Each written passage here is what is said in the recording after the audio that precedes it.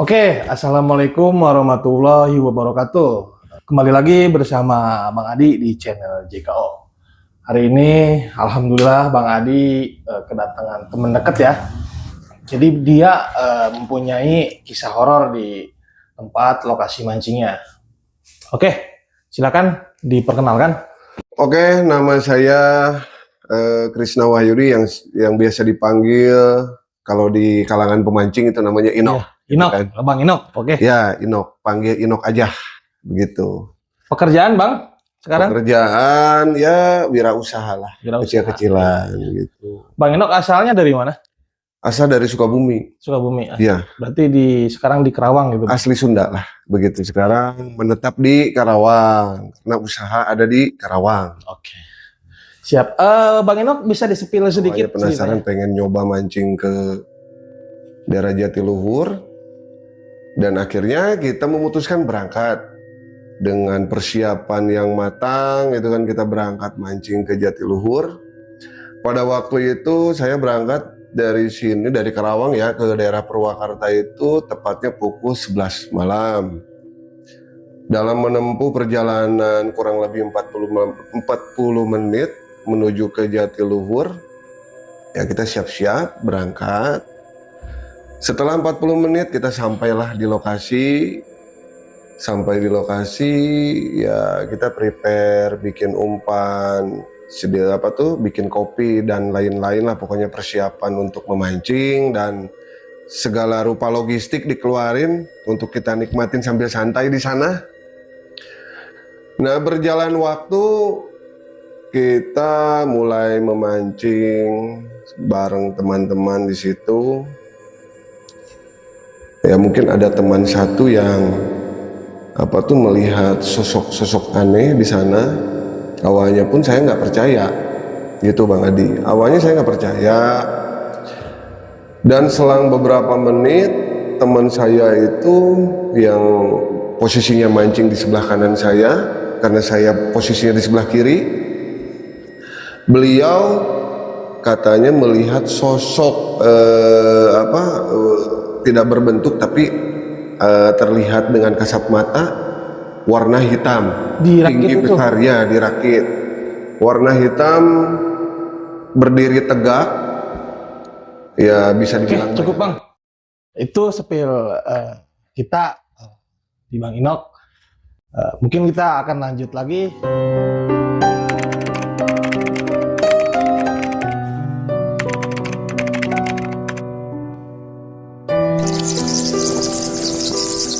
Silakan, Bang Inok. Baik, saya akan menceritakan sedikit pengalaman saya tentang mancing di daerah Jatiluhur.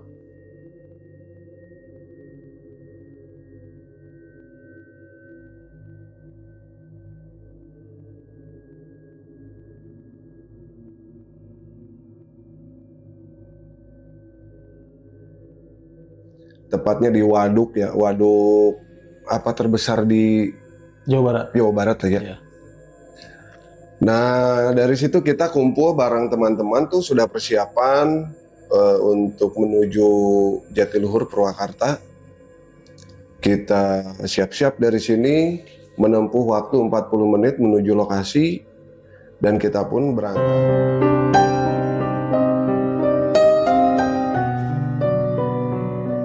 Sesampainya di lokasi, kita mengangkut barang-barang yang kita mau pakai seperti joran dan lain-lain, umpan.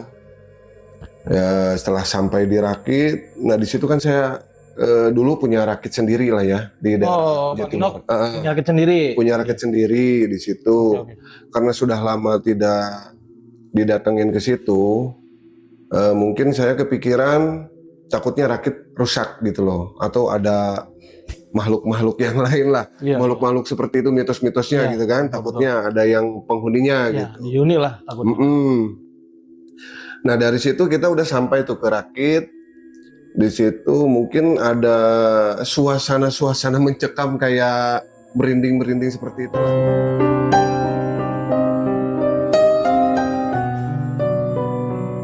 Nah sesampainya di rakit, Om Adi, waktu itu karena rakit itu kan lama ya sudah saya tinggal. ada 5 bulan atau 6 bulan ke belakang. Setibanya saya di Rakit itu suasananya berbeda sama seperti dulu saya sering mancing ke situ. Suasananya itu seperti ada aura-aura negatif gitu kan, terasa merinding, ya berbagai macam inilah apa tuh perasaan yang ada hal-hal gaib di situ gitu kan. Nah, kami dan teman-teman, saya dan teman-teman itu sudah prepare, udah mempersiapkan peralatan untuk memancing, semuanya sudah siap. Nah, kita langsung tuh sama teman-teman kita mancing, ya kan? Saya ngambil posisi di sebelah kiri, karena kan rakit bisa dipakai mancing sebelah kanan atau sebelah kiri.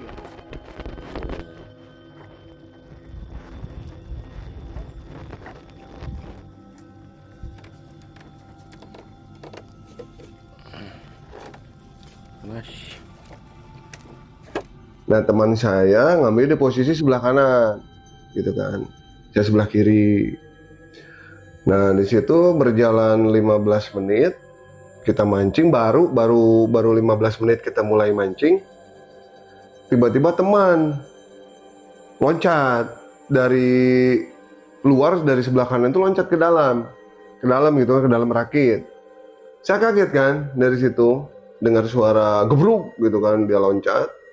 Akhirnya saya nyamperin, berusaha untuk menanyakan gitu kan, ada apa gitu. Dan saya langsung nanya ke teman saya tidak menjawab. Dan saya inisiatif gitu kan, ngambil air minum untuk dikasihkan ke teman saya gitu kan, supaya dia biar tenang dulu, bisa menceritakan apa yang barusan dia rasakan gitu, ataupun yang barusan terjadi.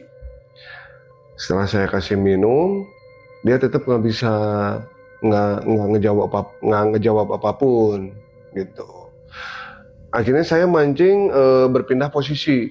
Yang awalnya teman saya sebelah kanan, akhirnya saya merubah posisi. Jadi bekas teman saya di sebelah kanan, saya pindah di situ. Selang 30 menit, teman saya bisa ditanya katanya dia melihat sosok misterius katanya. Saya tanya itu seperti apa, dia melihat apa. Katanya ada sosok yang pasti bukan manusia gitu kan, ada sosok tinggi besar hitam yang nggak ada wajahnya, ya mungkin hanya sebatas bayangan mungkin lah ya, yang dia lihat itu hanya sebatas bayangan. Awalnya saya nggak percaya, apalagi sama hal-hal mistis seperti itu, saya anggap mitos lah kan. Iya. Saya anggap mitos. Dan setelah saya nanya, beliau menjawab seperti itu, akhirnya saya penasaran. Makanya saya ambil posisi bekas mancing dia sebelah kanan tuh. Selang 30 menit, saya nengok ke kanan, saya perhatikan, ternyata benar, di situ ada sosok tinggi besar, warna hitam. Berarti itu abang lihat tuh masih ada sih? Masih ada, tapi selang 30 menit setelah kejadian sama teman saya. Mungkin dia memperlihatkan lagi bahwa dia tuh masih ada di situ. Iya. Sontak saya kaget kan di situ. Saya memastikan melihat sosok tersebut. Saya perhatikan, ya memang itu tidak hadir seperti manusia biasa memperlihatkan wajahnya, enggak, tapi benar itu ada, hanya sebatas sosok hitam tinggi besar tapi dia bergerak gitu kan. Dia tinggi besar seperti bayangan hitam, berbentuk seperti kita, berbentuk manusia tapi tinggi besar tapi bayangan. Saya juga kaget di situ. Dan akhirnya saya mungkin seperti orang kaget, saya masuk ke dalam, dan kita ramai-ramai baca doa di situ. Ramai-ramai baca doa. Setelah 40 menit atau 1 jam saya beristirahat di situ, Saya minum dulu, makan dulu di situ sambil merasakan kaget lah, kaget yang luar biasa karena seumur umur saya belum pernah melihat apapun hal-hal mistis di dunia ini baru hari itu. Pas mancing gitu. Pas mancing waktu itu. Setelah 1 jam berlalu,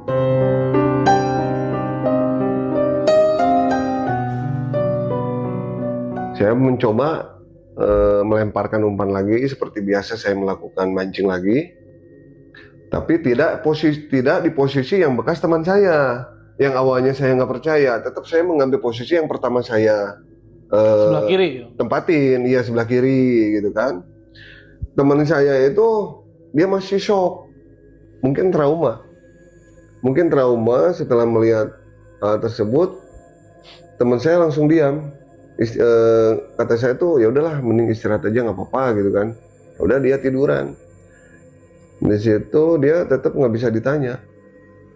Meskipun sebelumnya sudah dia berusaha menjelaskan ada melihat sosok seperti ini, ternyata udah saya buktikan benar adanya, dan saya biarkan teman saya suruh istirahat sampai besok lah gitu kan, sampai dia pulih. Dan akhirnya saya mengambil posisi saya pertama sebelah kiri mancing. Setelah 1 jam saya break gitu kan, kita baca doa dulu, terus saya mancing. Nah tiba-tiba umpan saya dimakan tuh sama ikan gitu kan, yang awalnya saya nggak dapat tarikan. Belum dapat ikan lah. Belum dapat ikan.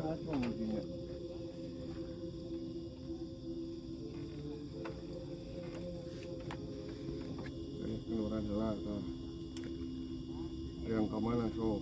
Tuh, taruh. Kadang-kadang.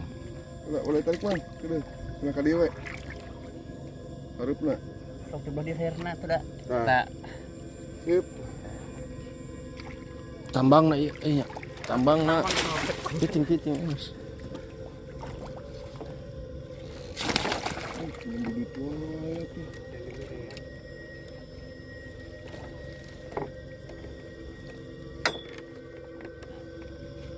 Dari situ saya mancing, umpan tuh serasa umpan bagus.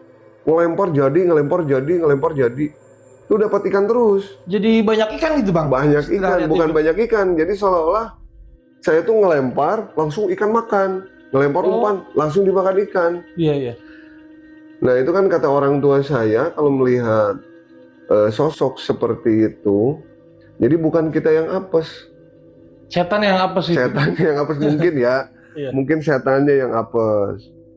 Nah di situ mungkin setan yang apes, berbaliklah hoki ke saya gitu kan. Iya, akhirnya betul. dapat mancing tuh dapat ikan yang banyak.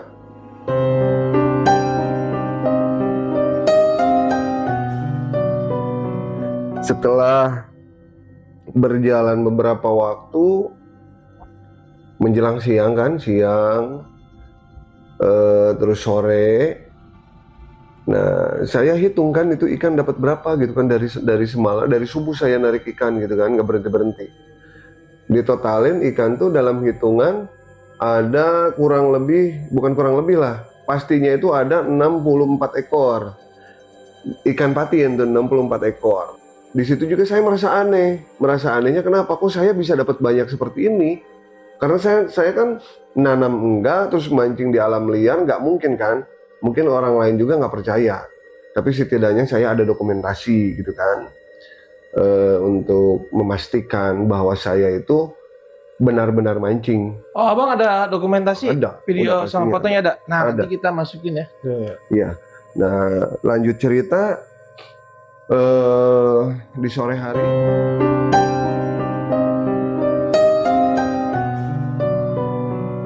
saya mau menuju pulang. Saya mikir gitu kan, lah ini ikan gimana bawanya sebanyak ini gitu loh. Gimana bawanya. Nah kebetulan saya itu kan punya teman yang memang dia orang situ juga, orang daerah situ. Nah saya mencoba menghubungi teman saya yang ada di sekitar situ. Udah beberapa kali dicoba saya hubungi, akhirnya ada angkat telepon saya. Dan saya meminta tolong. Saya meminta tolong untuk minta bantuan bawain ikan. Dan teman saya juga dia menghubungi seorang tekong yang ada di Dermaga Jatiluhur. Namanya itu kalau nggak salah, kalau dulu tuh siapa ya? Pak Firman lah, namanya itu Pak Firman. Akhirnya dia bergegas menjemput saya ke Rakit.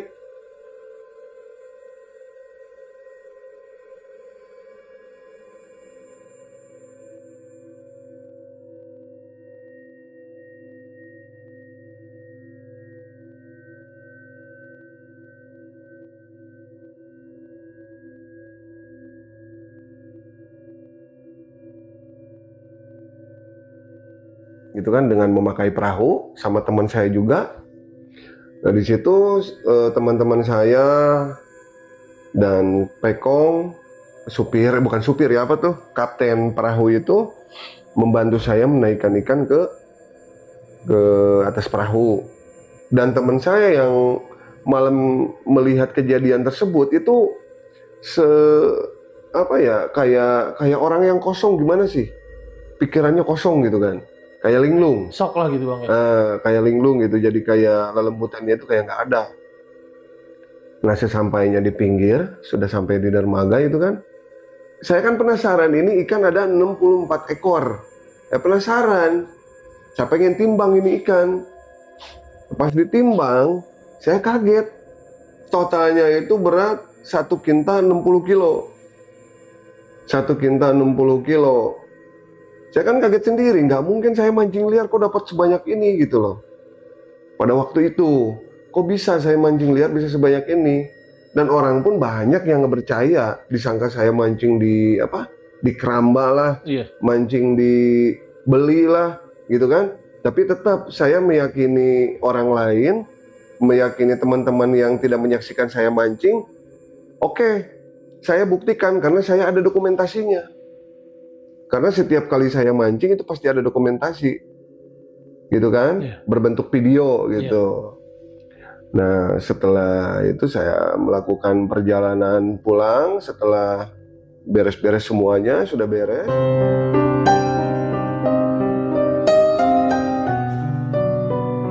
Saya melakukan perjalanan pulang dengan jarak tempuh 40 menit kurang lebih sampai rumah gitu kan. Nah sesampai rumah saya beresin ikan semuanya, saya masukin ke freezer tuh ikan. Nah saya nganterin teman saya yang mungkin yang masih shock itu pulang ke rumahnya. Setelah sampai besoknya, saya meskipun saya juga merasakan badan meriang tuh, meriang gak jelas lah, tapi saya berusaha untuk menjenguk teman saya yang kemarin nggak bisa ditanya. Ternyata dia sakit. Akhirnya saya kasih saran ke istri teman saya itu, suruh ke Pak Ustadz minta air. Kalau di kampungan seperti itulah ya, minta air ke Ustadz supaya bisa dikasih doa, minta air doa lah ke Ustadz biar dia bisa tenang, bisa seperti sedia kala gitu kan. Karena kita berangkat mancing sehat, masa pulang sakit gitu. Nah setelah itu saya pulang ke rumah. Saya juga sakit, Pak Adi. Oh itu Bang saya Inok juga sama sakit. teman itu sakit. Tepar saya juga di situ. Tepar dengan perasaan gelisah, badan pokoknya gelisah lah. Gelisah, pikiran kemana-mana. Mungkin efek dari malam kemarin saya yang efek malam kemarin kejadian di lokasi gitu kan. Nah setelah itu malamnya itu saya mimpi kedatangan orang misterius ke mimpi saya. Kedatangan sosok misterius, tapi berbentuk manusia yang sebelumnya saya belum pernah lihat wajah tersebut gitu kan, belum pernah saya kenal. Dan dia mengatakan, kamu ngambilin ikan, nenemin kagak, balikin ikan saya. Nah itu awalnya pas saya bangun tidur, awalnya saya nggak terlalu menggubris atau gimana, itu hanya sebuah mimpi lah gitu kan, bunga mimpi gitu. Ya udahlah, siang berlalu.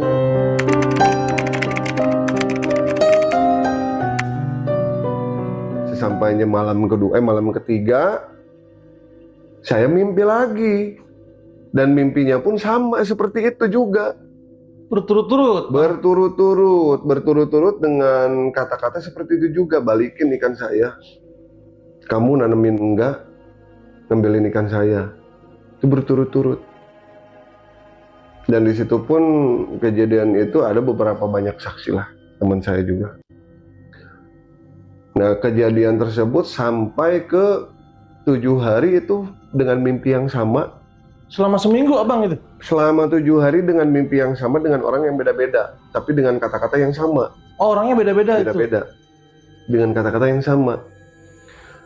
Nah, oke lah, saya gubris tuh waktu itu. Oke lah, setelah sembuh saya bakal balikin ikan itu. Semuanya saya balikin, gitu kan. Dan akhirnya saya memutuskan untuk pergi ke Ustadz. Saya meminta air doa juga. Karena yang namanya kita minta tolong, kita nyari syariat itu kan sama orang yang di atas kita gitu loh, gitu, untuk membantu doa. Ya, saya dikasih minum air doa sama Ustadz tetangga saya gitu.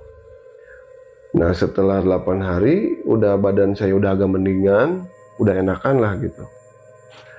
Saya berangkat lagi tuh ke Jatiluhur.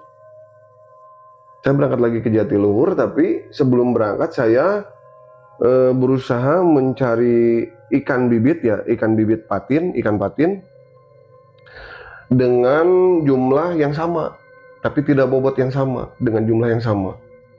Saya membeli ikan dengan waktu itu dulu satu ekornya itu 1.500 dari satu ekornya itu, kurang lebih dari satunya itu satu onan lah, 100 graman itu ikan. Nah, saya beli itu dengan jumlah 1.060 ekor. Berarti di situ abang niat balikin ikan tuh? Balikin ikan, tapi tidak dengan bobot yang sama karena tidak mungkin ya. Iya betul. Karena kita bawanya juga susah. Yang penting kita niatnya kita ngebalikin, karena 1.060 ekor itu bisa melebihi dari 160 kilo, gitu kan? Iya betul. Kita hitung lah, kita nanemin dengan banyak ikan 1.060 ekor. Taruh 3 bulan, itu udah lebih dari 1 ton 300. Iya betul. Dari 1 ton 600, 1 kiloan satu lebih itu. Betul. Nah, yang penting saya niatnya ngebalikin ikan. Nah, saya sudah beli itu ikannya, Akhirnya saya memutuskan untuk langsung berangkat ke Jatiluhur bareng teman-teman yang baru tuh, bukan teman-teman yang kemarin ikut saya ke Jatiluhur. Iya. Karena yang satu masih sakit, yang satu trauma, yang satu masih sakit, dan nggak mungkin juga setelah dia sembuh tuh nggak mungkin mau diajak lagi ke sana. Nah, saya sudah beli ikannya, saya memutuskan untuk berangkat sama teman-teman yang baru, dan saya sama Pak Ustadz juga minta tolong Pak Ustadz juga untuk membacakan doa di sana ketika saya mau melepaskan ikan di Jatiluhur. Saya sudah sampai di Jatiluhur, cerita singkatnya saya sudah sampai di Jatiluhur. Di sana bareng Pak Ustadz sama teman saya. Di situ saya langsung tuh cuburin ikan sama Pak Ustadz itu sebanyak 1.060 ekor. Berarti abang tebar semua tuh ikan? Tebar semua sambil memanjatkan doa, meminta keselamatan untuk semuanya, para pemancing juga minta keselamatan gitu kan, untuk semua para pemancing, ataupun di situ banyak hal gaib supaya tidak mengganggu sama pemancing juga. Jadi cukup saya yang punya pengalaman itu. Nah, setelah itu, setelah beres semuanya, Pak Ustadz sudah memanjatkan doa, kita bergegas pulang.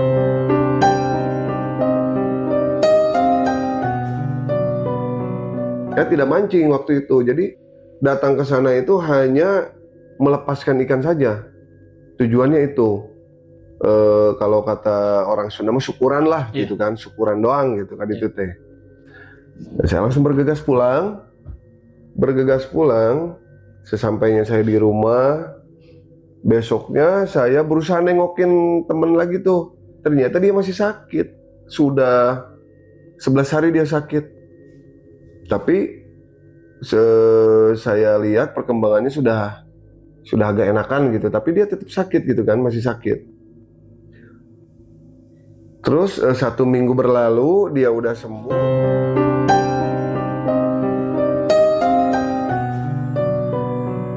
Saya juga memutuskan berangkat lagi mancing ke tempat yang sama yang kemarin terjadi gitu kan di rakit saya itu. Karena menurut saya itu udah hal biasalah kita ibaratnya datang ke rumah orang, kalau kita nggak permisi ya yang punya rumah juga pribumi pasti marah gitu kan. Saya memutuskan besok saya mau berangkat lagi mancing ke Jatiluhur dengan cara saya berpamitan, bersalaman gitu kan. Saya mengucapkan salam, saya numpang gitu kan, pengen mancing di sini. Maaf apabila ada yang terganggu gitu kan. Punten-punten, akhirnya saya mancing. Nah, di situ saya nggak nyangka ikan segacor itu. Saya dikasih dapat banyak lagi ikan. Setelah tebar tuh abang mancing lagi? Dikasih banyak lagi. Gacor? Seminggu kemudian ya saya mancing lagi, itu dikasih banyak lagi ikan itu. Dari situ dikasih banyak lagi saya ikan. Pokoknya melebihi harapan lah. Mungkin harapan pemancing itu narik 1 ekor 2 ekor aja udah alhamdulillah. Karena kan yang namanya mancing liar, bener gak yang namanya mancing liar gitu kan? Udah syukur dapat 1 ekor juga lah. Dapat ikan segede jempol aja udah kayak dapat apalah bahagianya gitu girang kan. lah. Ini dapat banyak. Ini dapat banyak gitu.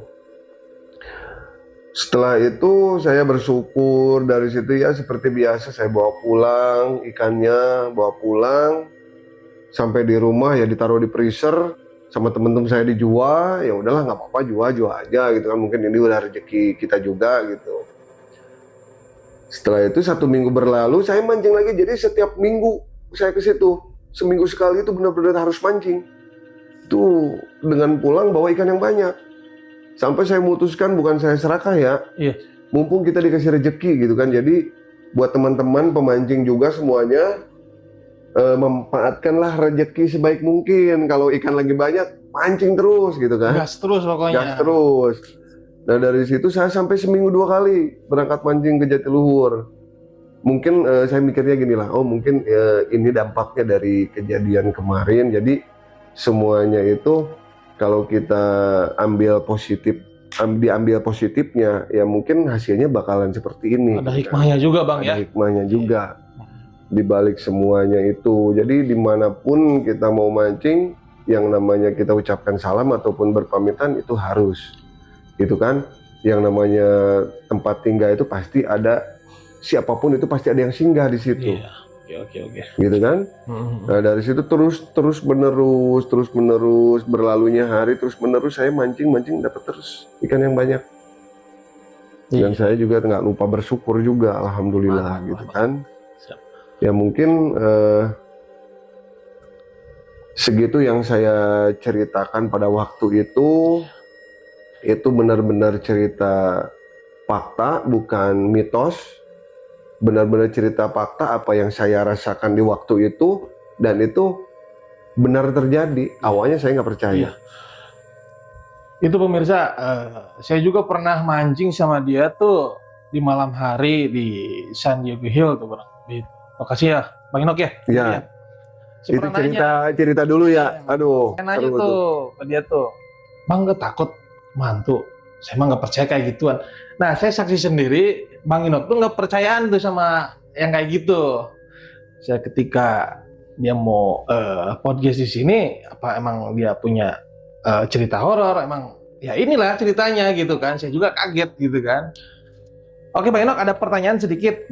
Itu untuk sosok yang hitam itu, gambarannya tuh itu berarti kayak orang bentuknya murni gini, apa kayak kelangkang kayak gitu Bang Inok? Mungkin jelasnya gini lah ya. Itu sosoknya seperti bayangan. Seperti bayangan kan, kalau bayangan manusia itu kan rata-rata adanya kalau kita lagi jalan ada pasti di lantai gitu Iya, kan. di bawah gitu. Kalau kita lagi posisi diam di tembok itu pasti ada di tembok. Iya. Ini kan nggak ada dinding. Bang ada Eno, itu rakitnya emang punya sendiri apa sewa di orang?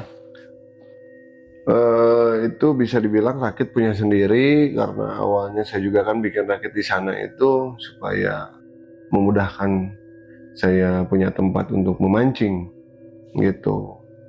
Jadi rakit punya sendiri, tapi semua siapapun teman-teman ataupun dari luar sana ataupun siapa saja yang ingin mancing ke Jatiluhur dan ingin memakai rakit saya itu gratis, tidak dipungut biaya sepeser pun. Jadi rakit saya itu bebas siapa saja yang mau pakai. Yang penting kita sama-sama merawat rakit itu, gitu kan, biar awet dipakainya. Jadi biar tetap nyaman juga kita mancingnya, seperti itu, Adi. Oke Bang, yang ketiga itu Bang Inok setelah kejadian tebar bibit itu kan untuk mengganti yang ikan yang diambil Bang Inok itu pulang itu, ada mimpi lagi nggak setelah itu Bang? Setelah itu alhamdulillah tidak ada mimpi lagi. Nggak ada. Tidak ada mimpi-mimpi yang seperti kemarin lah yang pernah saya ceritakan gitu kan. Itu tidak ada, jadi norma-norma aja sekarang gitu. Aman, tidak ada mimpi apa-apa. Oke, baik, itu Bang Inok mungkin cerita dari Bang Inok ya, Iya. yang bisa diceritakan di podcast JKO ini. Oke, terima kasih untuk kawan-kawan yang stay terus di channel JKO. Atau gini Pak Adi, mungkin buat teman-teman juga yang Ada masukan ya. yang ada di channel Jumat Kliwon Official ini, takutnya teman-teman juga penasaran. Nanti pokoknya ada video dari saya, video-video dokumentasi yang saya mancing di lokasi yang saya ceritakan barusan. Itu semuanya ada dokumentasinya dan nanti saya akan meminta Pak Adi menayangkan ya. Oke. Menayangkan untuk apa tuh ibaratnya membuktikan Ya, gitu kan. betul, Karena saya setiap mancing itu selalu didokumentasikan dengan video gitu. Jadi mau dapat berapa videonya ada. Siap. Nanti Gitu. saya tampilkan untuk dokumentasinya Bang Inok ya, itu langsung dari orangnya ya, narasumbernya tersebut. Oke, jika emang udah selesai Bang Inok, terima kasih banyak. Ya sama-sama. Saya pamit undur diri Bang Inok. Oke, teman-teman yang mau daftarkan ceritanya di podcast JKO ini bisa WA ke admin JKO. Jangan disimpan ceritanya, diceritakan saja di podcast kita, channel JKO ya Bang. Oke Bang Inok, terima kasih banyak. Sama-sama Pak Adi. Assalamualaikum warahmatullahi wabarakatuh.